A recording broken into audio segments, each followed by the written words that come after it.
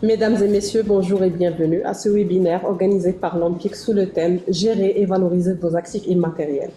Les marques, les designs ainsi que les brevets d'invention ne sont pas seulement des outils juridiques, mais ce sont également des leviers stratégiques puissants pour développer des partenariats, renforcer votre position sur le marché et générer des revenus durables. Pour en tirer pleinement parti et maximiser leur rentabilité, il ne suffit pas de les protéger, il est tout aussi crucial de les gérer de manière proactive. C'est pour justement sécuriser leurs valeurs, anticiper les opportunités de valorisation et favoriser leur exploitation économique, notamment à travers des collaborations ou des accords avec de nouveaux partenaires. Avec moi, Sinod Gembokharwa, chef de département innovation technologique, et Madame Amina Mezili, chef de service opération sur les registres des signes distinctifs, qui, à travers leurs interventions, aborderont les points suivants. Les différentes stratégies de valorisation à travers des licences, des cessions, des partenariats de franchise ou encore d'autres types de partenariats. L'importance des formalités postérieures pour maintenir vos titres de propriété industrielle, leur cadre légal et la procédure détaillée y afférente, ainsi que les bonnes pratiques pour garantir la validité de vos démarches. Nous avons le plaisir de vous informer que ce webinaire se déroule tout aussi bien en français qu'en arabe. N'hésitez pas à utiliser la fonctionnalité y afférente et nous espérons que cette session vous apportera des clés pour gérer et valoriser vos actifs immatériels. Sans plus tarder, donc chers collègues, je vous cède la parole. Merci Fatima Zahra. Bonjour à toutes et à tous. Je suis honoré de participer à ce webinaire et de partager l'expérience de l'Empik et les services de l'Empik en matière de valorisation et de gestion des actifs immatériels. Donc, je suis très intéressé à partager avec vous mon expérience sur ces aspects-là. Donc, en entendant l'affichage de ma présentation, donc, qui comprendra plusieurs parties.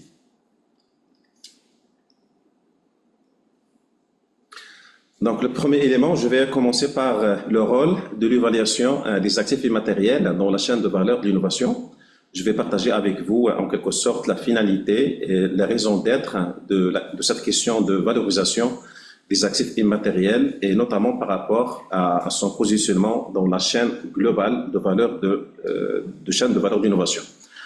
Ensuite, j'enchaîne par les différentes stratégies d'exploitation et de valorisation des actifs de propriété intellectuelle. Elles sont nombreuses, donc nous aurons l'occasion de les partager avec vous. J'enchaîne par les différentes méthodes d'évaluation financière existantes des actifs immatériels, notamment des actifs liés à la propriété intellectuelle. Et je finirai ma présentation par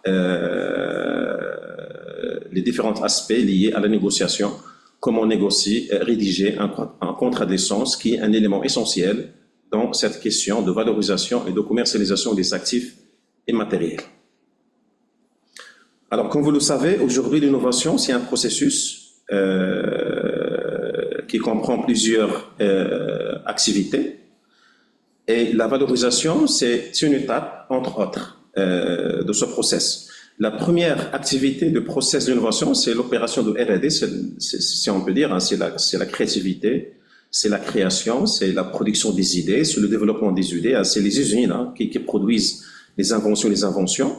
Ensuite, il y a l'étape de la protection de la propriété intellectuelle, qui est une étape importante dans la chaîne de valeur d'innovation. Et là, typiquement, on parle des opérations d'enregistrement opérationnel de l'ensemble des droits de la propriété intellectuelle.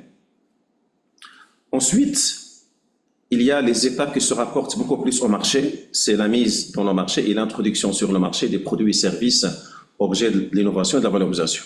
Et là, il y a différentes stratégies d'exploitation des actifs immatériels. La première option, c'est le fait de chercher des partenaires qui sont intéressés par valoriser, par acheter votre innovation à travers des contrats de licence, ce qu'on appelle licensing. Et là, c'est une option qui est très valable pour, par exemple, les personnes, les porteurs de projets, les inventeurs qui n'ont pas suffisamment de moyens pour produire et mettre en place des installations industrielles, etc., pour aller sur le marché. Ensuite, la deuxième option, c'est la création des startups, des spin-offs. Les startups, ce sont des entreprises nouvellement créées qui ont un potentiel de développement, de ce qu'on appelle de scalabilité énorme à l'échelle internationale. Et les spin-offs, ce sont des sociétés, des entreprises qui sont créées par des centres de recherche ou des universités. Et là aussi, c'est une option qui est très valable pour qui correspond par exemple aux porteurs de projets, aux start-upers qui n'ont pas suffisamment de ressources pour mettre en place des moyens de production par rapport à leur innovation. Et la dernière étape de la chaîne de valeur de l'innovation, c'est la mise dans le marché, c'est l'exploitation et la commercialisation de l'invention. Et là, vous voyez, donc, c'est un process qui commence de la R&D jusqu'à la mise dans le marché, de l'idée au marché. Si on peut dire, ça comprend 3 étapes essentielles. C'est la création, ensuite la protection et l'exploitation. Là, c'est pour vous montrer le positionnement de cette question de valorisation et d'exploitation des actifs immatériels dans la chaîne de valeur de l'innovation, de la valorisation et de transfert de technologie. Donc, nous allons par la suite enchaîner par cette question de valorisation et d'exploitation des actifs de la propriété intellectuelle, l'ensemble, les différents outils et techniques existantes qui se rapportent à cette thématique. Alors, vous avez un actif immatériel, qu'il soit un brevet d'invention, une marque, un design, un copyright, un savoir-faire, etc. Et vous cherchez des partenaires pour le valoriser. Donc, la première question qui se pose, combien ça vaut mon actif immatériel? Combien ça vaut, par exemple, ma marque? Combien ça vaut le brevet d'invention dont je dispose? C'est une question très importante et très essentielle dans le process de la valorisation parce que ça vous permettra d'avoir des ordres de grandeur par rapport à votre innovation et pour pouvoir par la suite enchaîner des négociations avec des partenaires qui s'intéressent à votre actif immatériel. Et cette activité d'évaluation financière des actifs de pays, ça permet de répondre à cette question pour estimer une valeur financière de votre actif de propriété intellectuelle. Donc, l'évaluation financière de vos actifs incorporels vous permet de connaître et de maîtriser les aspects financiers de votre stratégie de propriété industrielle.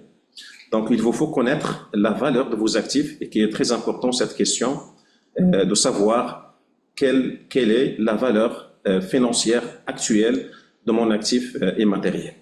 Et là, donc, il y a plusieurs méthodes qui permettent d'avoir des éléments de réponse par rapport à cette question.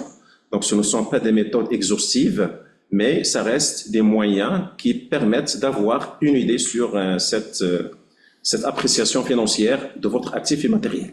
Les méthodes existantes, elles sont 3, elles sont très connues dans le monde de la finance. La première méthode, c'est la méthode basée sur le coût. En fait, on fait une appréciation sur le coût de l'innovation, combien ça nous a coûté cette innovation. Nous allons par la suite voir en détail le contenu de chaque méthode. La deuxième méthode, elle est basée sur le marché, c'est faire des comparaisons, si on va dire, c'est connaître les transactions récentes qui ont été faites, qui se rapportent à des produits qui sont similaires ou bien des services qui sont similaires à notre innovation. Et la troisième méthode, c'est la méthode de revenus, donc qui consiste à faire des estimations de revenus futurs de votre actif immatériel. Alors, la première méthode qui est basée sur le coût, donc elle est très, si on peut dire, elle est très classique. Donc, elle est basée sur le coût, elle permet d'évaluer un actif de pays en tenant compte les coûts engagés dans la conception et le développement de ce produit. Donc, cette approche est particulièrement utile pour des actifs qui n'ont pas encore généré de revenus significatifs ou qui n'ont pas de comparables sur le marché. Donc, idéalement, pour, par exemple, les startups qui lancent de nouveaux produits qui n'existent pas encore sur le marché et qu'on n'a pas une idée sur le coût, sur le prix de ces produits, cette méthode est idéale pour ce genre, si on peut dire, d'innovation. Alors, si on peut dire, le process de cette méthode consiste à identifier les coûts initiaux au début, notamment les coûts qui se rapportent à l'opération de R&D. Donc, l'ensemble des coûts qui sont associés à la recherche effectuée pour développer l'actif, donc y compris les salaires, les employés, les matériaux, les prestations, les équipements, etc. Une composante aussi très importante, c'est les coûts qui sont liés au dépôt de la propriété intellectuelle. Donc, l'ensemble des frais de protection de la propriété intellectuelle sont inclus dans le coût total lors de l'application de cette méthode. On pourrait aussi penser à ajouter les coûts relatifs aux opérations, aux actions de communication, marketing pour faire connaître votre produit ou service qui se rapportent à cette innovation. Ensuite, donc, on fait la somme, on fait le coût total de l'ensemble des secours et ça permet d'avoir une idée sur combien ça nous a coûté cette innovation. Et bien sûr, donc, s'il y a un éventuel amortissement, il faudrait le prévoir par rapport à la durée de vie de l'actif immatériel. Comme vous le savez, chaque actif, chaque droit de propriété intellectuelle, il a une durée de vie et il serait intéressant de prévoir les amortissements nécessaires pour gérer l'amortissement par rapport aux années restantes de l'actif en question. Alors, les avantages de cette méthode, elle est très simple. Donc, la méthode est relativement simple à comprendre et à appliquer dans tous les domaines d'activité, tous les secteurs d'activité. Donc, il suffit de faire une comptabilité analytique pour savoir combien ça nous a coûté le développement de ce produit ou service, le projet d'innovation en général. Elle reflète les efforts et les ressources investies dans la création de l'actif. Donc, ça donne des idées sur le coût. Et ça pourrait être utilisé, comme j'ai dit au début, dans des cas précoces. Donc, elle est particulièrement utile pour les startups ou les entreprises qui n'ont pas encore généré de revenus significatifs à partir de leur pays. Et bien sûr, comme toute autre méthode, donc, elle a des avantages et des limites. Donc, concernant les limites, elle n'est pas représentative de la valeur de marché, donc elle ne tient pas compte du développement de marché. Il y a aussi cette dimension d'exclusion des bénéfices futurs, donc ne prend pas en compte les revenus futurs potentiels qui seront générés par l'actif, donc ce que peut sous-estimer sa vraie valeur. Évaluation des coûts, donc il est difficile à évaluer si les coûts historiques ne sont pas, par exemple, documentés. Donc, ça arrive assez souvent. Généralement, il y a certaines activités qui ne sont pas assez documentées, ce qui fait qu'on n'a pas l'information totale sur l'ensemble des coûts qui ont été générés lors du développement de cette innovation. J'enchaîne par la deuxième méthode. Donc, c'est une méthode qui est basée sur le marché. Donc, là aussi, elle est largement utilisée dans le monde du business pour estimer la valeur d'un actif immatériel. Donc, c'est une approche qui est très courante et qui permet d'estimer la valeur des actifs payés comme les brevets, les marques, droits d'auteur, etc. Donc, elle repose sur la comparaison avec des transactions récentes de biens similaires qui sont biens qui existent déjà sur le marché. Et ça permet de donner une valeur précise et actualisée en fonction des conditions économiques et sectorielles. Alors, l'approche basée sur le marché repose sur l'hypothèse que la valeur d'un actif peut être déterminée en analysant les prix payés pour des actifs similaires et comparables. Et là aussi, ça dépend du secteur, ça diffère d'un secteur d'activité à un autre, et ça dépend aussi des transactions récentes qui sont faites dans le secteur auquel appartient l'innovation. Donc, la difficulté principale réside souvent dans la recherche de données comparables. Donc, il faut noter que souvent, c'est pas facile d'avoir ce genre d'informations, notamment dans quelques secteurs d'activité qui sont un petit peu confidentiels. Par exemple, il y a des transactions de pays qui ne sont pas toujours, si on peut dire, qui ne sont pas publiquement accessibles et qui ne sont pas partagées avec les tierces. C'est pour cela qu'il est un peu difficile d'avoir une valeur actualisée par rapport à la transaction. Alors, le processus de cette méthode d'évaluation qui est basée sur le marché, donc on commence par identifier les actifs comparables sur le marché, donc qui sont similaires à notre produit ou service. Donc, on fait des recherches, des transactions récentes dans le même secteur d'activité pour des actifs similaires, que ce soit des brevets, des marques, etc. Et bien sûr, il faudrait tenir compte des progrès réalisés, il faudrait prendre en compte les aspects techniques, géographiques et de marché, par exemple, le pays dans lequel, par exemple, le brevet est enregistré, la portée, le type de technologie, etc. Ensuite, il faudrait analyser en détail les données disponibles pour se faire une idée sur la valeur actuelle de votre innovation, la valeur financière. Ensuite, il serait intéressant de faire des ajustements sur les valeurs pour tenir compte des différences entre les actifs comparables et les actifs de pays à évaluer. Donc, s'il y a des différences, que ce soit technologiques, que ce soit de marché, que ce soit par rapport à la portée géographique de la protection des droits de propriété intellectuelle. Et ensuite, donc, en utilisant ces données ajustées, donc, on arrive à établir une fourchette. Donc, ça permet d'établir une fourchette et non pas une valeur précise qui permet d'avoir une estimation précise de votre actif de propriété intellectuelle. Donc, l'avantage de cette méthode, c'est qu'elle est une méthode qui est centrée sur le marché. Donc, on a des données du marché qui reflètent plus ou moins le potentiel de développement de votre innovation. C'est une méthode efficace pour les actifs pays dans les secteurs avec des transactions fréquentes et disponibles publiquement. Donc, il y en a d'autres secteurs d'activité, par exemple, dans lesquels l'information financière n'est pas assez partagée. Il ne serait pas assez intéressant d'appliquer cette méthode. Donc, concernant les limitations, donc, il y a certaines limitations, comme les autres méthodes existantes, notamment le manque de transparence ou d'accès aux données sur les transactions limites selon cette approche, notamment pour les actifs de pays hautement spécialisés ou dans des marchés de niche. La comparabilité exacte, elle est difficile car chaque actif de pays a souvent des caractéristiques uniques. Donc, si on peut dire, les bonnes pratiques par rapport à cette méthode diffèrent d'un secteur d'activité à un autre. Et si on peut dire, l'élément essentiel de cette méthode, c'est avoir l'accès à des informations et des données financières qui existent sur le marché et qui sont bien sûr publiquement accessibles, qui vous permettent de se faire une idée sur l'estimation financière de votre actif immatériel. La troisième méthode, elle s'appelle la méthode d'évaluation basée sur le revenu. Donc, c'est une méthode financière. Donc, elle est largement utilisée pour estimer la valeur active telle que les marques, les brevets de droits d'auteur ou des technologies exclusives. Donc, elle repose sur le principe que la valeur d'un actif immatériel est directement liée à sa capacité à générer des flux de trésorerie futurs.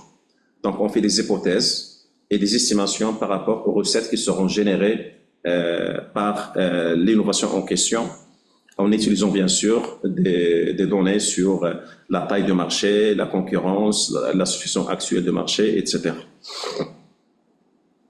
Alors, les étapes essentielles pour pouvoir appliquer cette méthode, on commence par la projection des revenus. Donc, généralement, on fait des projections des revenus sur une période de 5 ans à 10 ans, en tenant compte de la situation actuelle du marché, la portée géographique, etc. Et bien sûr, en tenant compte aussi de la durée de vie de votre actif immatériel. Comme vous le savez, par exemple, si on parle des brevets, la durée de vie, généralement, c'est 20 ans. Alors, si vous avez un brevet, par exemple, dont la durée de vie, ça reste une dizaine d'années, par exemple, et 10 ans sont déjà écoulés, il faudrait faire les projections sur les années restantes en vigueur de l'actif immatériel. En fait, la deuxième étape consiste à réduire de ces projections de vente les coûts et les charges. Donc, il faudrait faire aussi une comptabilité analytique pour élaborer combien ça nous a coûté, combien ça coûte le développement de ce produit ou service, et ensuite faire la différence pour pouvoir se retrouver avec une estimation financière. Ensuite, donc, on utilise des méthodes financières qui sont très connues dans cette approche. Donc, on fait l'actualisation des flux de la trésorerie. Donc, il y a ce qu'on appelle le taux d'actualisation. Donc, ils sont actualisés, les flux de trésorerie futurs sont actualisés à une valeur actuelle en utilisant un taux d'actualisation qui diffère d'un secteur d'activité à un autre et selon la situation de chaque marché. Donc, ce taux reflète le risque. Donc, il représente le risque qui est associé à la réalisation des hypothèses et des estimations qui sont faites au début de la mise en œuvre de cette méthode. Par exemple, un brevet dans un secteur technologique qui est très compétitif, il pourrait avoir un taux d'actualisation plus élevé et par la suite, les réalisations ou bien les hypothèses ne seront pas réalisées comme prévu initialement. Donc là, vous voyez, donc il y a des modèles d'actualisation très courants qui sont très connus dans le monde de finance et qu'on pourrait appliquer pour faire des estimations avec un taux d'actualisation qui reflète la situation du marché. Il faudrait aussi tenir compte ou bien d'effectuer quelques ajustements par rapport notamment à la durée de vie de l'actif, toujours dans l'approche de calcul de la valeur financière estimée de votre innovation au produit ou service. Donc la méthode basée sur le revenu est considérée robuste qu'elle prend en compte la rentabilité future attendue. Donc on fait des analyses, des hypothèses pour se faire une idée sur les recettes futures qui seront générées par l'exploitation commerciale de votre actif immatériel, mais elle reste sensible aux hypothèses de flux de trésorerie et au taux d'actualisation et aussi aux fluctuations du marché. Alors, comme les autres méthodes, donc, il y a des avantages et des inconvénients. Donc, les avantages, c'est que c'est une approche qui est axée sur le potentiel économique. Donc, si nous sommes dans un secteur d'activité qui est compétitif et qui est rentable, donc ça pourrait refléter la situation réelle du potentiel de développement économique de votre innovation. Et aussi, elle se caractérise par le fait qu'elle est alignée avec la logique commerciale. Donc, l'approche est intuitive pour les parties prenantes car elle relie la valeur de l'actif aux bénéfices futurs qu'il peut générer, ce qui facilite les négociations et la prise de décision. Il y a aussi des inconvénients pour cette méthode, c'est qu'elle dépend beaucoup des hypothèses. Donc, ça reste des hypothèses, bien sûr, bien qu'elles soient bien établies, bien élaborées, mais ça reste des hypothèses et qui peuvent induire de fausses, si on peut dire, conclusions. Et aussi la difficulté de prévoir les revenus selon le risque qui est pris au début et aussi les fluctuations du marché. Donc là, vous voyez, c'est la valeur financière de quelques marques qui sont très connues à l'échelle internationale. C'est le top 100 Best Global Brands. Et là, vous voyez, c'est des estimations financières. Par exemple, Apple, elle est la première avec 488 milliards de dollars. Alors, comment ils ont établi le chiffre de 488 milliards de dollars? C'est à travers l'une de ces méthodes. Généralement, on applique une méthode ou bien deux, ou bien on combine les trois pour se retrouver avec des estimations qui représentent la vraie valeur de votre marque.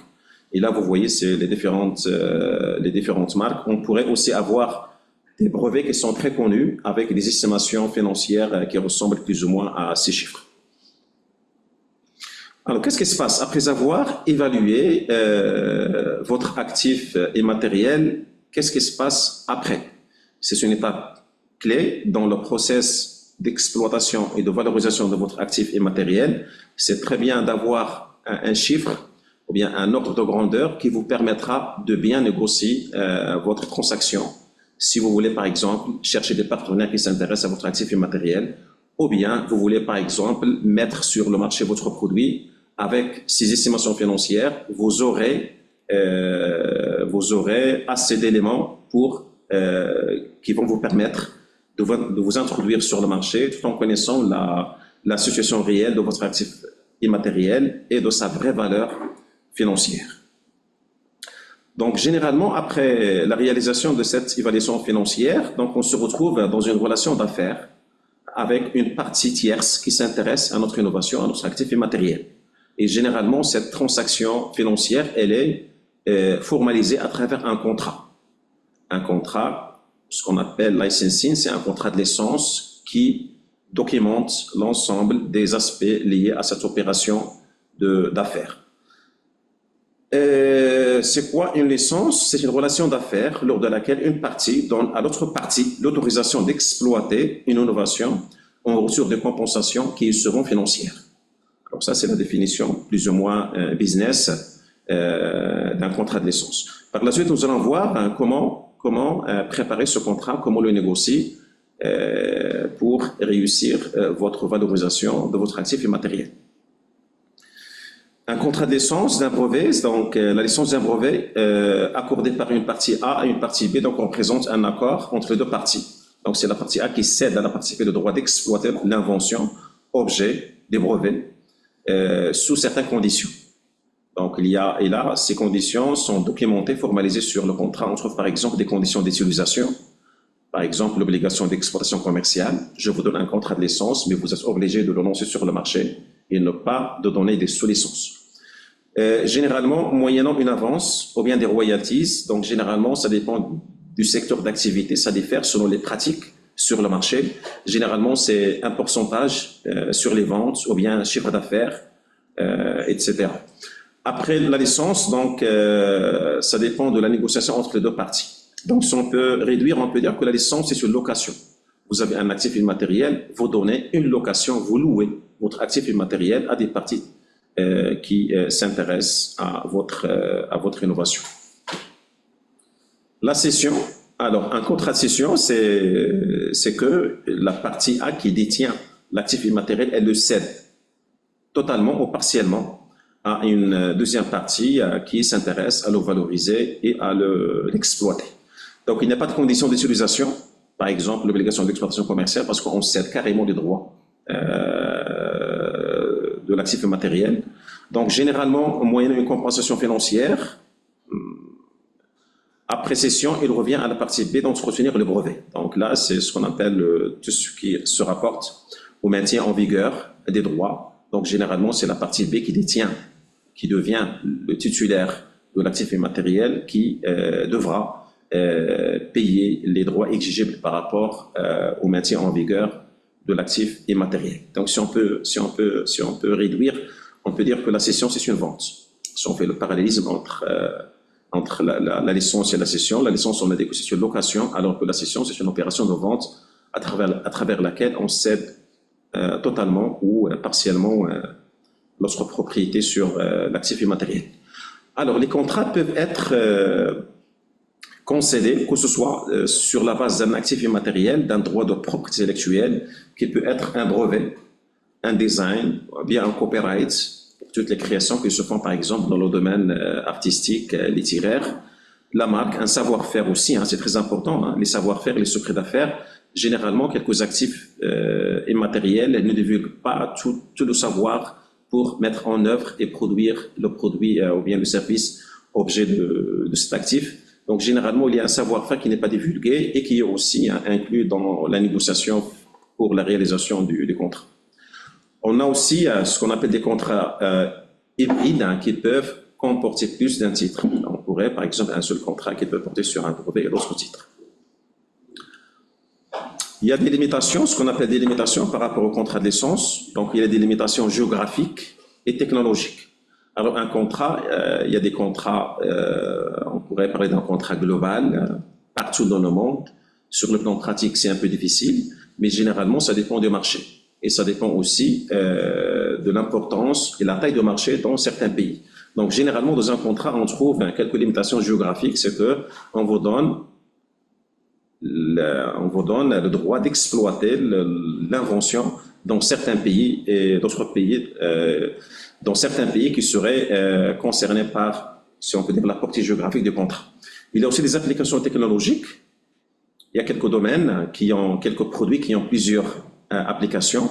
On pourrait prévoir des applications et restreindre l'utilisation par rapport à d'autres applications. Par exemple, si on est dans le domaine pharmaceutique, on pourrait par exemple prévoir une application dans le domaine des vaccins et non pas des protéines thérapeutiques.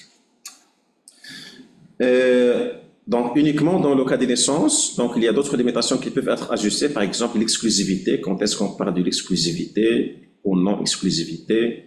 Il y a aussi la possibilité d'accorder de sous-licence. Ça aussi, ça fait partie de la négociation et de l'intérêt des deux parties.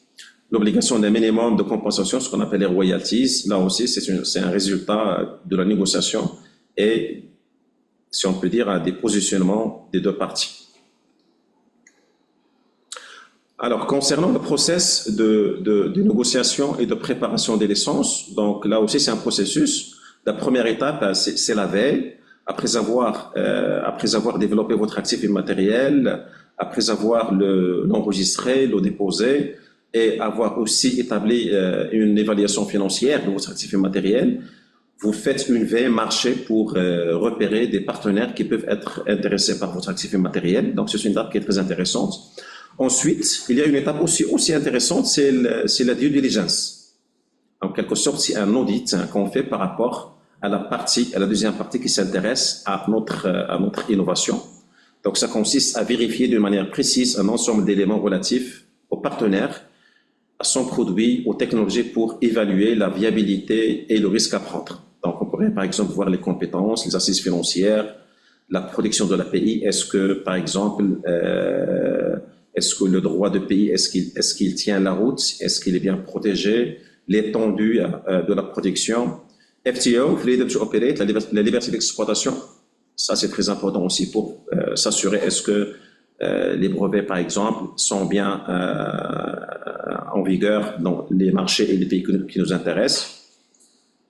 On pourrait aussi prévoir lors de cette due diligence la maturité technologique de l'innovation. Est-ce que l'innovation est mature ou pas? Est-ce qu'elle est au niveau, si on peut dire, précoce des processus, ou bien il y a des prototypes qui sont déjà réalisés, des démonstrations, des tests, etc. Et là, c'est un élément très important dans cette vérification préliminaire avant de s'engager dans la négociation ou bien la préparation du contrat. Donc, une fois vous avez établi cette due diligence qui comprend des éléments essentiels par rapport à la pertinence technique, juridique, financière de l'innovation en question, donc il faudrait entamer la négociation. Et la négociation aussi, il y a plusieurs techniques et outils qui permettent de bien négocier votre contrat. Souvent, donc, on commence la négociation par deux positions extrêmes, le concédé et le concédant. Donc, le concédé, il veut une licence exclusive, mondiale, toutes applications comprises pour une technologie mature, excellente force des brevets et un coût très bas. Et le concédant, il veut un contrat juteux au meilleur prix, sans engagement. Donc, ce sont deux positions extrêmes, mais il faudrait trouver une relation positive entre les deux parties. Et comme j'ai dit tout à l'heure, les conclusions de la due diligence seront très, très, très importantes et précieuses pour évaluer le niveau de risque pris. Alors, quelles sont les personnes ou bien l'équipe idéale type qui pourrait s'engager dans la négociation? Typiquement, il faudrait avoir une équipe avec des compétences diverses, notamment des représentants de la R&D, quelqu'un du domaine technique qui comprend très bien l'innovation et les aspects scientifiques et techniques. Ensuite, quelqu'un qui a des compétences juridiques par rapport aux aspects juridiques du contrat, donc pour examiner, analyser l'ensemble des clauses de ce contrat, et quelqu'un du business qui a bien sûr des compétences par rapport aux aspects financiers, commerciaux, par rapport à l'innovation en question. Concernant les techniques courantes de la négociation, donc elles sont deux. Donc il y a des positions extrêmes, ce que chaque partie adopte, c'est des revendications très favorables pour elle, et on essaie de trouver un compromis, ou bien on définit les intérêts partagés entre les deux parties, c'est que les deux parties elles discutent ouvertement leurs intérêts respectifs, et on identifie les intérêts partagés et on se focalise là-dessus. Donc une fois la négociation est achevée, donc il faudrait penser à rédiger le contrat. Donc typiquement un contrat doit comprendre des clauses par rapport, par exemple, à l'objet de la licence, l'identification des parties, la description du contexte et des objectifs des parties, et des définitions des termes techniques, financiers, juridiques, le type de contrat, est-ce que c'est exclusif, non exclusif, les champs, les différentes applications prévues à travers, bien sûr, la négociation. Les limitations géographiques, il faudrait définir le périmètre du marché, dans quel pays ce contrat va être exécuté, etc. La durée, c'est un élément essentiel aussi qu'on devrait trouver dans un contrat de licence. La possibilité de se licencier aussi. Les obligations des parties, notamment la maintenance des droits de propriété intellectuelle, etc. Les modalités de résolution de conflits. Si jamais il y a un litige par rapport à l'exécution de contrat, ça serait traité à quel niveau, dans quel pays, dans quel tribunal. Ça aussi, c'est très important. Il y a des clauses qui se rapportent par rapport à ces questions. Notamment aussi les lois applicables, les juridictions applicables. Donc, une fois le contrat est finalisé, donc on passe à la dernière étape qui consiste à exécuter le contrat. Et là aussi, donc, il y a donc, des opérations liées au suivi, donc notamment le suivi des obligations des deux parties, le suivi des paiements, des audits des partenaires, donc c'est nécessaire, et également donc c'est des améliorations qui sont développées entre-temps après l'opération, après la préparation du contrat et sa mise en œuvre. Donc sûrement il y a des améliorations qui peuvent être produites, et là aussi il faudrait prévoir des mécanismes comment gérer ces améliorations, à qui appartiendraient ces améliorations, etc. Donc voilà, c'est une petite introduction à cette question de valorisation et exploitation des actifs immatériels. La rédaction d'un contrat de licence, ça prend beaucoup de temps pour rentrer dans les détails et les clauses spécifiques de chaque, les détails spécifiques à chaque clause, les évaluations financières, les trois méthodes dont on a parlé tout à l'heure. Là aussi, ça nécessite beaucoup de temps pour faire des exercices, des cas pratiques pour bien les décortiquer, mais ça reste une introduction générale pour se faire une idée sur cette question de valorisation et d'exploitation de votre actif immatériel. Donc, je vous remercie de votre attention et nous sommes là pour répondre à vos questions, commentaires après la fin de ce webinaire. Donc, si vous avez des commentaires, des suggestions et des questions. Donc, sans plus tarder, je passe la parole à ma collègue Amina pour enchaîner avec la présentation sur les opérations postérieures. Bonjour à toutes et à tous. Je suis ravie de vous retrouver aujourd'hui dans le cadre de ce webinaire consacré à la gestion et la valorisation de vos actifs immatériels. Donc, cette présentation sera divisée en 3 parties. Une première partie qui sera focalisée sur le cadre légal, une deuxième sur le listing et les définitions des actes, et une troisième partie sur les formalités et les pièces à fournir afin de formaliser et déposer vos opérations postérieures. Donc, pour commencer, il ne faut pas oublier que les titres de propriété industrielle, marques, dessins et modèles industriels et brevets ne sont pas de simples certificats d'enregistrement. Ce sont de véritables actifs stratégiques, vivants, qui évoluent tout au long de la vie d'une entreprise. Dans cette dynamique, les opérations dites postérieures jouent un rôle fondamental. Elles traduisent juridiquement des événements majeurs comme les cessions, les licences, les fusions, les changements de nom et adresse ou les deux en même temps. Et bien gérer ces opérations assure la sécurité juridique des titres, renforce leur valeur et facilite leur exploitation économique. Dans la suite de cette présentation, je vous propose un éclairage pratique sur les formalités à accomplir pour que vos droits, qu'il s'agisse de marques, de DMI ou de brevets, restent à jour, opposables et pleinement valorisables. Nous verrons les types d'actes concernés, les conditions de recevabilité, ainsi que les bonnes pratiques à adopter pour optimiser vos démarches auprès de l'ANPIC. Un titre de propriété industrielle ne reste pas figé dans le temps. Il peut être cédé, licencié, transmis ou faire l'objet de modifications administratives. Ne pas enregistrer ces changements signifie courir le risque de voir ses droits contestés ou inopposables. C'est pourquoi les opérations postérieures sont essentielles pour garantir la validité et l'effectivité de ces droits. Il faut surtout ne pas oublier que les titres pays sont des actifs économiques stratégiques et qu'ils doivent faire l'objet d'une veille régulière tout au long de leur vie, car ils assurent une sécurité juridique, une valorisation ainsi qu'une bonne gestion. L'objectif de ce webinaire est de vous permettre de mieux maîtriser les outils juridiques et administratifs indispensables pour optimiser la gestion de vos titres de pays. Nous allons passer au cadre légal. Le cadre juridique marocain qui est régi par la loi 1797 relative à la protection de la propriété industrielle et qui prévoit clairement les modalités de déclaration des opérations postérieures. Ces articles définissent non seulement le type d'acte concerné, mais aussi les conséquences juridiques de leur inscription ou de leur absence d'inscription.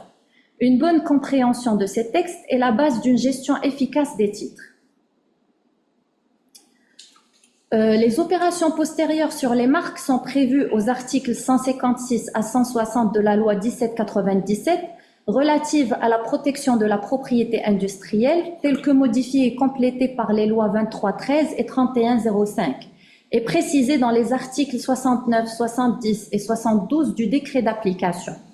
2-14-316 modifiant et complétant le décret 2-00-368 pris pour l'application de la loi 1797. L'article 156 de la loi rend obligatoire l'inscription au registre de tout acte juridique affectant une marque. L'article 157 en fait une condition d'opposabilité à l'exception des licences. Sans inscription, l'acte ne produit aucun effet juridique à l'égard des tiers. L'article 159, quant à lui, vise les saisies qui doivent être également inscrites. L'article 160 encadre la renonciation qui peut être totale ou limitée à certains produits et services. Et le décret d'application vient détailler les pièces et informations nécessaires pour toute demande d'inscription est mentionné dans l'article 69. L'article 170, les modalités d'inscription des jugements devenus définitifs. Et l'article 72, les changements de nom, les documents justificatifs requis pour les changements de nom ou adresse. Les opérations postérieures relatives aux dessins et modèles industriels sont encadrées quant à eux par les articles 125, 126 et 130 de la loi 1797 et précisées dans les articles 55 à 59 du décret d'application. L'article 125 de la loi rend obligatoire l'inscription de tout acte juridique qui modifie, transmet ou affecte un droit sur un DMI. L'article 126 est particulièrement dense. Il précise que ces actes ne sont opposables aux tiers qu'à compter de leur inscription et il couvre également l'inscription des décisions judiciaires définitives et les changements d'identité du titulaire. L'article 130 régit la renonciation, qu'elle soit totale ou limitée à certains éléments du DMI. Et le décret, en son article 55, décrit le contenu du dossier pour toute demande d'inscription d'un acte juridique affectant un DMI. L'article 56 traite les jugements définitifs et l'article 57 précise le contenu du dossier en cas de renonciation. Enfin, l'article 59 énumère les justificatifs requis en cas de changement de nom ou d'adresse du titulaire. Ce cadre assure la sécurité juridique, la transparence des registres et la traçabilité des droits relatifs aux DMI tout au long de leur vie juridique. Les opérations postérieures liées au brevet sont encadrées eux aussi par la loi 1797 et ses décrets d'application. L'article 56 encadre la transmission des droits sur les brevets. L'article 58 prévoit quant à lui l'inscription obligatoire des actes au registre national des brevets. Et le décret en son article 23 définit l'inscription des actes modifiant ou affectant un droit. L'article 24, les inscriptions des décisions judiciaires ayant un impact sur un brevet. Et l'article 27 à 41 régissent l'inscription des licences d'office.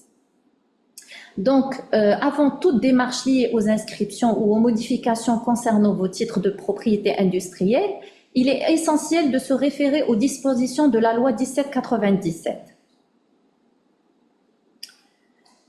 La loi distingue plusieurs catégories d'actes transmettant les droits et on y trouve les cessions, les fusions, les scissions, les successions et les apports en société. Nous avons aussi les actes modifiant les éléments d'identification. Qu'est-ce qu'un transfert de propriété? Le transfert de propriété correspond à toute opération par laquelle la propriété d'une demande ou d'un enregistrement d'un titre pays est transférée d'une personne physique ou morale à une autre. Ce transfert peut concerner aussi bien les demandes d'enregistrement que les marques, DMI et brevets déjà enregistrés et s'effectue généralement par le bailli d'une cession ou d'une succession légale. Le transfert peut être total ou partiel. Le transfert total porte sur l'intégralité des droits du titre et le transfert partiel peut se limiter à une partie des produits et services, exemple certaines classes pour une marque, ou concerner une partie du titre. Et dans ce cas, ça devient en copropriété entre le cédant et le cessionnaire.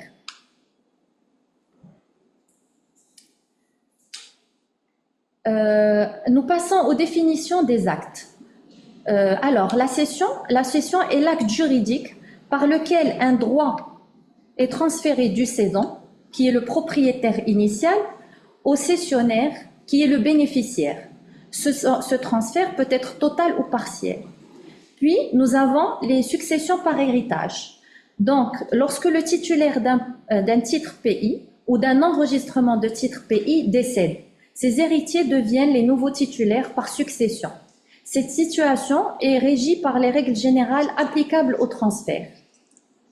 Puis, nous avons la fusion ou l'absorption. La fusion ou l'absorption correspond à l'opération par laquelle une ou plusieurs entreprises transfèrent l'ensemble de leur patrimoine, y compris leurs droits de propriété industrielle, à une entité entraînant la continuité juridique et économique sous une nouvelle forme ou au bénéfice de l'entreprise absorbante. Quant à la scission, si la fusion est un mécanisme juridique permettant à deux ou plusieurs sociétés de se regrouper pour former une seule entité, en revanche, la scission consiste à diviser une société en plusieurs entités distinctes.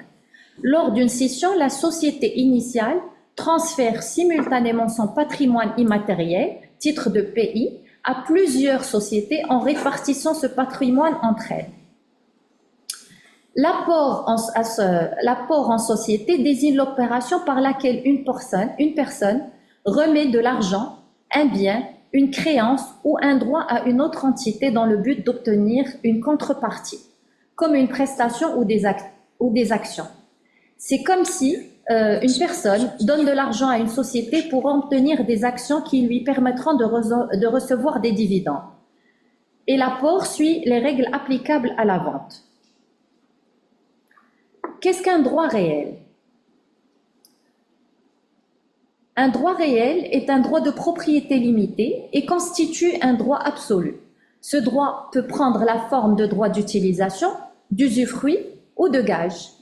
Et la licence constitue le droit réel le plus courant. Donc la licence est un contrat par lequel le titulaire ou le demandeur, appelé concédant, autorise à un tierce, appelé licencié, à utiliser le titre ou la demande dans le cadre de ses activités commerciales, selon les conditions définies dans le contrat. La licence repose sur un rapport contractuel entre le titulaire et le licencié, faisant du licencié le détenteur de certains droits liés au titre. Et bien sûr, la licence peut être exclusive ou non exclusive, comme a expliqué tout à l'heure M. Boukhrouai. Le notissement dans le domaine de la propriété industrielle est un contrat par lequel un débiteur met en garantie un titre ou tout autre droit de propriété industrielle au profit de ce créancier, afin de garantir le remboursement de sa dette. Ce mécanisme permet au titulaire de conserver l'usage et la possibilité de céder ses droits, tout en les engageant comme sûreté.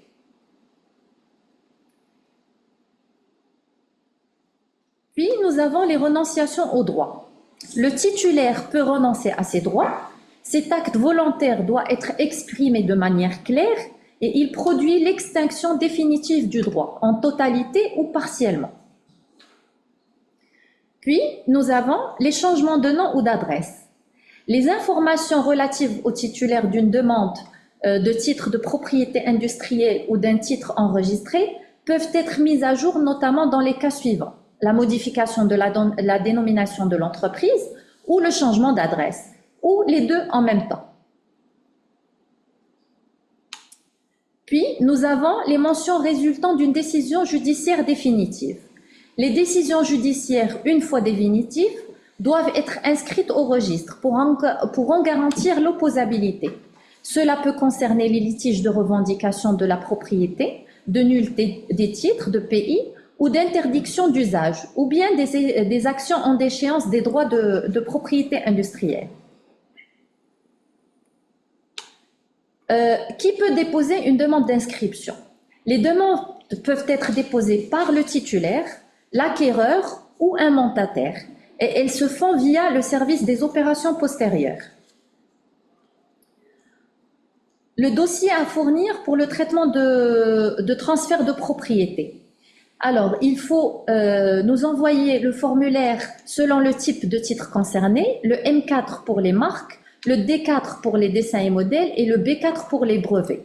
La demande doit être signée avec le nom et la qualité du signataire, l'acte sous-signé privé légalisé par les deux parties ou plus, et le pouvoir du mandataire.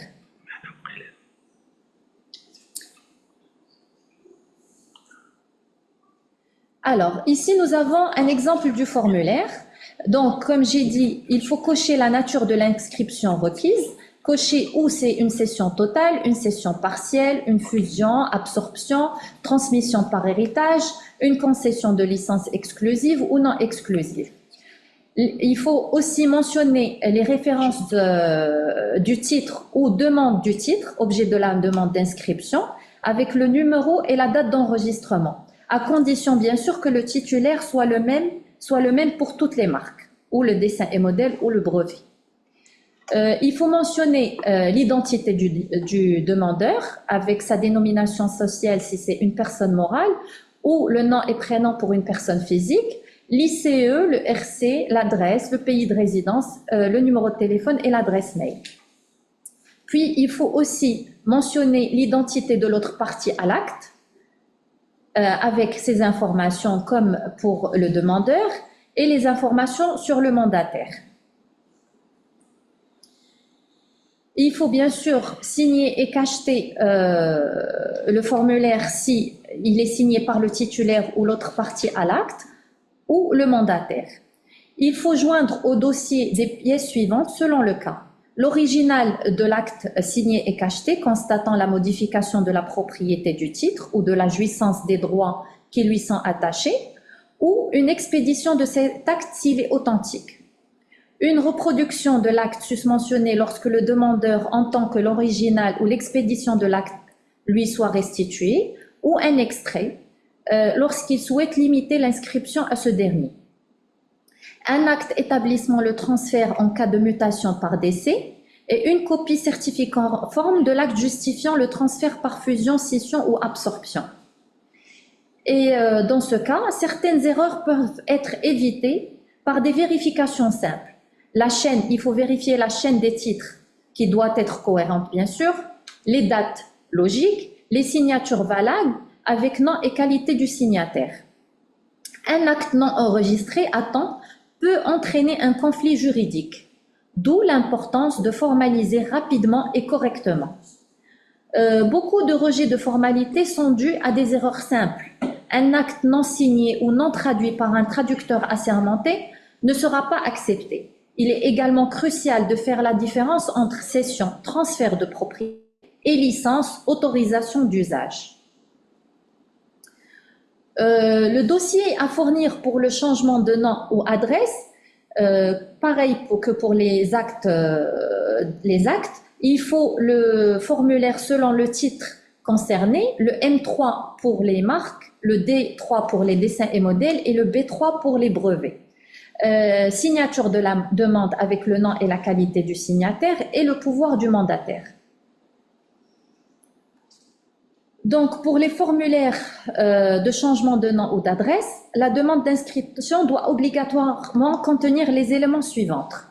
Les références du dépôt concerné par l'inscription, le numéro et la date d'enregistrement, les informations sur le titulaire tel qu'inscrit sur le registre national et l'identité du mandataire, ainsi que les nouvelles données, la nouvelle dénomination ou la nouvelle adresse ou les deux.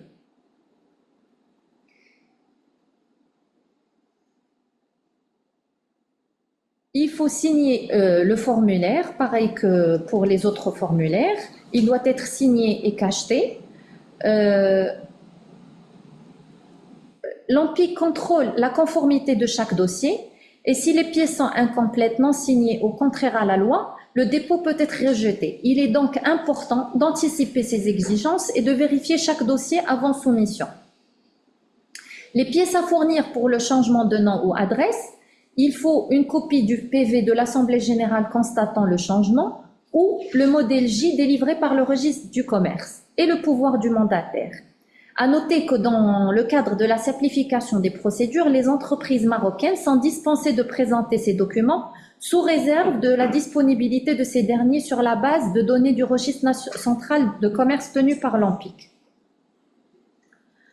Les dossiers à fournir pour la renonciation, il y a le formulaire selon le type de titre concerné, le M5 pour les marques, le D5 pour les dessins et modèles et le B5 pour les brevets.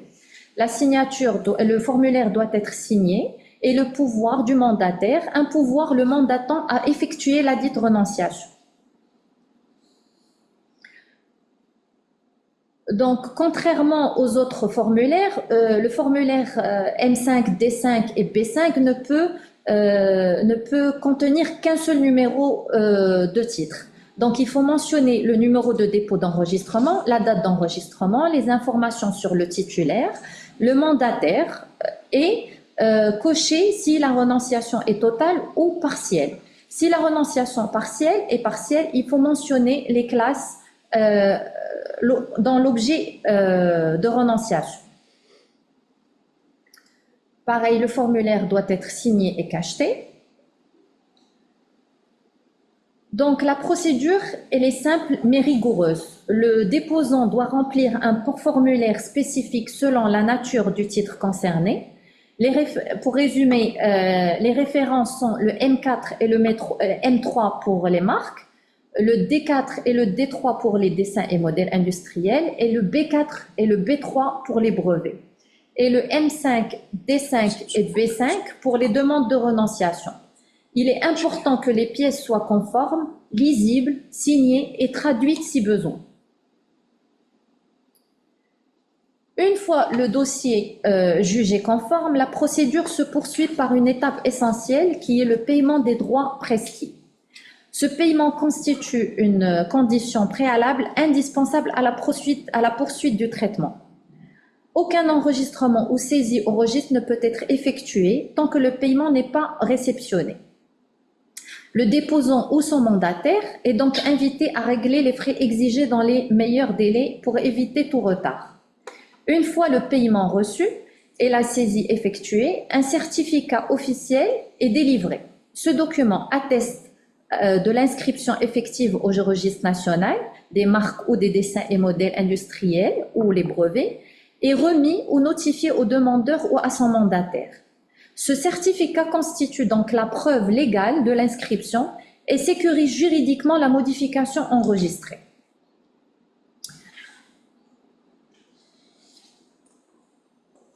Au cours des 4 premiers mois de l'année 2025, l'ANPIC a procédé à l'inscription de 360 opérations postérieures au registre national des marques, contre 298 sur la même période en 2024, soit une hausse de 20%. Les actes affectant la jouissance des droits tels que les cessions, les licences, les renonciations représentent 66% des opérations enregistrées en 2025, soit 241 opérations contre 64 en 2024.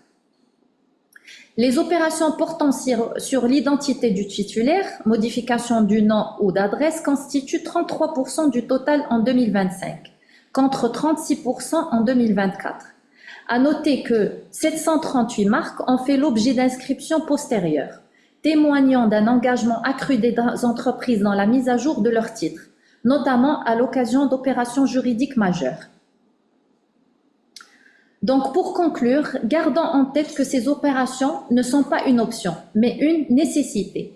Elles assurent la transparence des registres, facilitent les transactions et protègent les droits du titulaire. L'ANPIC propose une assistance continue pour accompagner les usagers dans ces procédures. Nous espérons que cette présentation vous sera utile pour vos prochaines demandes d'opérations postérieures. Et n'hésitez pas, bien sûr, à poser vos questions. Nous y répondrons avec plaisir pour vous accompagner au mieux dans vos démarches. Nous allons à présent entamer la session questions-réponses. Nous vous invitons à soumettre vos questions dans l'espace dédié. Nous aurons le plaisir d'y répondre dans les prochaines minutes. Alors, nous débutons par la première question, donc, qui concerne les transactions. Comment trouver des transactions similaires à un produit pour pouvoir justement estimer la valeur financière d'une innovation. Très bien, je vous remercie pour cette question qui concerne la recherche des transactions similaires pour pouvoir conduire l'une des méthodes d'évaluation financière de votre actif immatériel. L'accès à ces transactions similaires est très important pour pouvoir élaborer une estimation financière de votre actif immatériel. Il n'y a pas une seule option, il y en a plusieurs options et il serait intéressant de chercher d'explorer toutes les pistes possibles et probables, notamment à travers, par exemple, les portails de quelques organismes qui centralisent la data financière. Si on parle, par exemple, si on est dans un marché, par exemple, qui concerne un pays X et on souhaite, par exemple, la taille de son marché, il serait intéressant de connaître, par exemple, les importations et les exportations au niveau de ce pays-là. Et cette donnée financière, elle est disponible au niveau des administrations d'échange et qui ont l'obligation de publier les importations, exportations pour chaque type de service ou de produit. Et là, cette donnée, vous pouvez trouver facilement sur Internet. Il y a aussi des organisations internationales qui centralisent de la data autour de ces aspects-là, notamment l'OMC, l'Organisation mondiale du commerce, qui dispose d'un data hub, un centre de données global et qui centralise, par exemple, tous les flux commerciaux entre les pays. On pourrait trouver ça par service, par produit, selon des nomenclatures qui sont déjà préétablies, que ce soit par des organisations internationales ou d'autres standards. Donc, pour résumer, donc, il n'y a pas une seule, on peut dire, recommandation. Vous pouvez chercher à gauche, à droite, et toutes les pistes sont explorables pour trouver de l'information pertinente par rapport à votre innovation. Deuxième partie de votre question qui concerne comment évaluer le pourcentage dû à l'inventeur qui possède le droit de brevet. Donc là aussi, il n'y a pas une recommandation, il y a des options. Généralement, les pourcentages des royalties que représente un pourcentage du chiffre d'affaires, généralement c'est entre 1% à 10%, à 15%. Ça diffère d'un secteur d'activité à un autre. Et ça dépend aussi de la négociation des enjeux et de la pertinence et du potentiel économique et commercial de votre innovation. Si on est par exemple dans le secteur du digital, qui connaît un développement sans cesse, on est autour de 4-5%, et ça, plus ou moins, c'est la moyenne internationale. Si on est dans d'autres domaines très pointus, par exemple pharmaceutique, ça peut aller plus que ce pourcentage. Très bien. Voilà. Donc la question suivante, c'est parmi les méthodes d'évaluation des actifs immatériels que vous avez évoquées, laquelle commanderiez-vous en priorité aux jeunes entreprises et startups en phase de création ou de démarrage? Il y en a d'autres questions donc que je pourrais aussi poser par la même occasion, puisque c'est le même participant. Donc, quels sont, selon vous, les actifs immatériels les plus stratégiques à valoriser pour une start-up technologique en Afrique de l'Ouest? Et comment une start-up peut-elle intégrer la valorisation de ces actifs immatériels dans sa stratégie de levée de fonds? Merci pour cette question pertinente pour les jeunes entreprises et les start-up. Je l'ai abordé dans la présentation. La méthode la plus adéquate à ce genre d'innovation qui sont développées par des startups, par des débutants qui n'ont pas une idée sur le marché, qui n'ont pas une existence au préalable sur le marché, c'est la première méthode qui est basée sur le coût. Donc, elle est très adéquate par rapport à ce genre d'innovation, de création, car ces start-upers et ces porteurs de projets et jeunes innovateurs n'ont pas encore une expérience sur le terrain, et bien sûr, donc il n'y a pas des transactions similaires, il n'y a pas suffisamment de données sur le marché. Donc, il serait intéressant de commencer par cette méthode et après, selon la disponibilité de la data. Donc, si vous avez accès à la donnée financière dans les pays qui vous intéressent, vous pouvez la combiner aussi avec d'autres méthodes. La deuxième question concernant les actifs immatériels les plus stratégiques à valoriser pour une start-up technologique en Afrique de l'Ouest. Là aussi, c'est au cas par cas et ça dépend aussi de chaque région, de chaque marché. Pour vous donner un exemple, partager avec vous un exemple par rapport à l'Afrique de l'Ouest. Il y a une start-up au Sénégal qui s'appelle Wave et qui a été qualifiée de licorne. Licorne, c'est-à-dire qui a été labellisée de ce statut de licorne, car sa valorisation boursière, on peut dire valorisation financière, dépasse $1 milliard, ce qui fait le Sénégal aujourd'hui par rapport à son produit intérieur brut, et le premier à l'échelle internationale par rapport aux startups licorne. Cette startup, elle opère dans le domaine de la fintech, c'est de la finance, des services financiers digitaux, c'est le mobile money. Et elle est très connue au Sénégal et en Afrique de l'Ouest et qui se développe aussi à l'échelle internationale et qui est dans ce domaine du digital et de la fintech. Donc, il n'y a pas de recommandations par rapport à la nature et au secteur d'activité des actifs immatériels qui peuvent être développés en Afrique de l'Ouest. Donc, ça dépend de chaque pays, chaque région. On pourrait avoir des actifs immatériels dans tous les domaines, secteurs d'activité et qui peuvent avoir un succès commercial. Merci. Donc, question suivante. En cas de contrat de licence ou de cession de droits d'exploitation de propriété industrielle conclu et signé, le concédant doit-il enregistrer cette opération auprès de l'ANPIC? Et si oui, est-ce qu'il y a un délai pour le faire? C'est juste la formalité. Alors, la formale, non. Alors, oui, il faut que l'inscription soit inscrite au registre national parce que, comme j'ai dit tout à l'heure dans la présentation, elle assure une sécurité juridique et une exploitation économique. Et l'inscription, elle garde le titre pays à jour et opposable aux tierces. Donc, ils doivent, cette veille doit être faite et être inscrite. Il n'y a pas de délai réglementaire pour l'inscription, mais il est préférable de le faire rapidement après la signature du contrat. Merci. Alors, et quel est le délai de traitement des demandes? Alors, pareil, il n'y a pas un délai réglementaire, mais l'Office fait 48 heures après la réception du paiement par le client. Une fois le dossier est validé et conforme, nous envoyons un email au demandeur afin de procéder au paiement. Une fois la réception du paiement, on donne un délai de 48 heures pour envoyer le certificat d'inscription au client. Merci. Donc, question suivante, c'est par rapport à la possibilité d'avoir des exemplaires de contrats, justement, de transfert de droits de propriété industrielle. Alors, nous avons, l'Office dispose d'un modèle de contrat de cession que nous pouvons vous envoyer à remplir. Juste, il suffit de le remplir. Donc, si vous pouvez juste nous envoyer votre adresse mail ou nous envoyer un mail sur l'adresse mail opération postérieure ou mon adresse mail professionnelle et on vous envoie cela dans l'heure. Question suivante. Pourriez-vous m'indiquer comment obtenir un certificat ou une preuve officielle attestant la cession d'une marque une fois celle-ci a été faite? Alors, comme j'ai dit, le certificat, il est délivré systématiquement après validation de la demande, donc on l'envoie directement au client.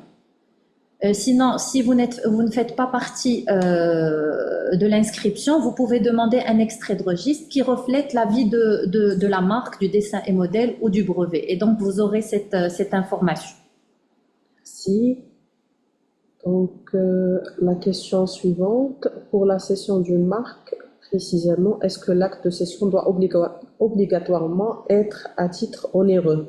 Y a-t-il pas la possibilité d'une cession à titre gracieux entre le déposant et le bénéficiaire? Est-ce qu'il faut la mentionner dans l'acte? Non, pas forcément. C'est aux deux parties de décider si la cession elle est gratuite ou onéreuse. Donc, c'est pas à nous de décider. Donc, pour nous, le contrat, il doit obligatoirement avoir les informations sur le cédant, le cessionnaire et les numéros des titres objets de cette inscription et la nature d'inscription. Après, le reste sur le contrat, c'est entre le cédant et le cessionnaire. Merci. Donc, la question suivante, concernant l'enregistrement d'un droit de gage ou nantissement sur une marque, est-ce que l'enregistrement auprès de l'OMPIC est obligatoire pour qu'il soit valable en cas de conflit entre les deux parties devant le tribunal, ou bien les documents signés entre les parties suffisent-ils? Comme j'ai dit tout à l'heure, toute inscription est obligatoire pour être opposable aux tierces. Comme j'ai dit tout à l'heure sur l'article 157, qui en fait une condition d'opposabilité, à l'exception bien sûr des licences d'exploitation. Merci beaucoup. Donc, la question suivante, quelle est la première étape qu'une petite entreprise industrielle peut prendre pour améliorer sa durabilité sans engager de gros coûts par rapport, je pense, à tout ce qui est contrat de licence? Quelle est la première?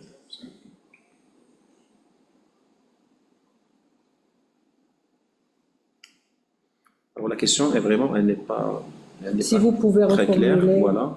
si vous pouvez reformuler davantage. Très bien. Donc, on va passer à la question suivante en attendant. Quelle exploitation des actifs immatériels dans le monde du digital? Est-ce qu'il y a des spécificités pour le cas de transfert de valorisation d'actifs? Oui. Le secteur du digital connaît une activité très développée dans le domaine des exploitations, des valorisations des actifs immatériels Aujourd'hui, tous les logiciels et les plateformes que nous utilisons, c'est à travers des contrats de licence d'exploitation. Partout dans le monde, c'est généralement entre des éditeurs et des utilisateurs. Et généralement, bien sûr, donc il y a des franchises, il y a des royalties qui sont payées par les utilisateurs à ces éditeurs de logiciels, bien sûr, pour pouvoir utiliser leurs services, leurs logiciels, avec leur consentement et autorisation. Donc, on peut dire que le secteur digital, c'est l'un des secteurs les plus actifs en matière, que ce soit de production ou de valorisation des actifs immatériels. La moyenne internationale aujourd'hui, autour de si on peut dire, de l'exploitation, c'est autour de 4-5%, si on parle du secteur du digital, pour évaluer financièrement et chiffrer la contrepartie de l'exploitation de la solution. Merci beaucoup. Donc, il y a une question concernant l'enregistrement du webinaire. Donc, tous nos webinaires sont enregistrés et rediffusés en mode replay sur les pages officielles de l'OMPIC. Donc, vous pouvez à tout moment consulter nos webinaires qui sont tous disponibles en ligne. Je ne sais pas s'il y a d'autres questions. Donc, il y a une autre question qui concerne est-ce que l'OMPIC fait les études de due diligence? On ne fait pas ce genre d'études, mais on offre un accompagnement pour les inventeurs et les innovateurs qui détiennent des brevets et qui se cherchent pour pouvoir évaluer financièrement leurs brevets. On les assiste, on les accompagne dans cette démarche, mais officiellement, on n'offre pas un service par rapport qui est similaire à ce genre d'études. Donc, typiquement, elles sont faites par des cabinets privés qui sont spécialisés, par exemple, dans le marketing et qui sont associés avec des experts, chacun dans son domaine d'activité, pour pouvoir réaliser les due diligence. Merci beaucoup. Donc, je pense que nous arrivons à la fin de ce webinaire. Nous vous remercions vivement pour votre participation active et nous espérons que cet événement a répondu à vos attentes et vous a permis de renforcer votre compréhension des opportunités offertes par la valorisation des actifs propriétés industrielles ainsi que les démarches à entreprendre pour tirer pleinement parti. Nous vous invitons à rester connectés au prochain webinaire de l'OMPIC et à consulter régulièrement notre site, des actualités, des programmes de formation fournis par l'OMPIC, justement pour pouvoir être toujours à jour. Et merci encore une fois pour votre attention et au plaisir de vous retrouver lors d'un prochain webinaire.